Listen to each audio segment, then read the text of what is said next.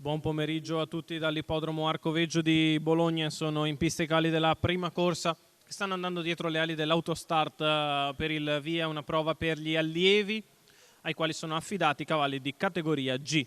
Con il numero 1 Zagarambigi, 2 Teseo Gas, 3 Alba di Chiara, 4 Sognatore Adri, 5 Sbirolino Grad, 6 Azzurra Gad, 7 Venusia Jet, 8 Sharif dei Rum, con l'allineamento che si è completato. Autostart che sta entrando addirittura per il punto di lancio. Si ritrae dall'ala Azzurra Gad, problemi per Sognatore Adri. E allora si parte con la velocità da parte di Alba di Chiara che cerca di scavalcare Zagarambigi, la quale cerca di difendere i birilli. Insiste al largo Alba di Chiara che passa a condurre lungo la prima curva nei confronti di Zagarambigi. All'esterno rimane Sbirulino Grad che prova a progredire sulla testa della corsa, i primi 200 passati in 14,3. In vantaggio Alba di Chiara nei confronti di Sbirulino Grad che insiste all'esterno e sembra poter prendere la meglio.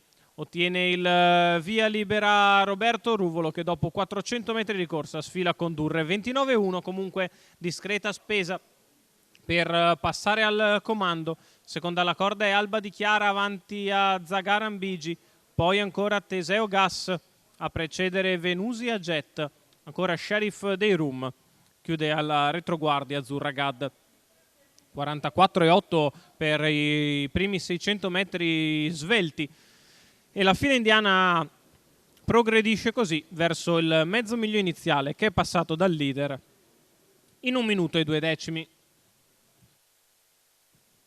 Sempre in vantaggio Sbirulino Grad nei confronti di Alba di Chiara, poi Zagarambigi, mentre progredisce all'esterno Venusia Jet che copre Teseo Gas e cerca di portarsi sulla testa della corsa, trova però l'anticipo da parte di Zagarambigi che si scosta dai birilli al chilometro in 1,16. Sbirulino in vantaggio e Zagarambigi che arriva con decisione al suo esterno, mentre tende a perdere qualche battuta Alba di Chiara, si avvicina anche Venusia Jet, lunghi birilli ancora c'è Teseo Gas, i 3/4 di miglio in 1,37, Sbirulino Grad in vantaggio, attaccato da Zagarambigi al largo, poi Alba di Chiara che vende cara la pelle lunghi birilli, ancora Venusia Jet lungo l'ultima curva sembra staccarsi dalla compagnia, Sbirulino Grad che entra in retta arrivo in chiaro vantaggio, 14,6 per l'ultima curva e Sbirulino se n'è andato dalla compagnia. Sbirulino Grad e Roberto Ruvolo che vengono a vincere senza alcun problema nei confronti di Alba di Chiara che è seconda, mentre per il terzo sono in linea ancora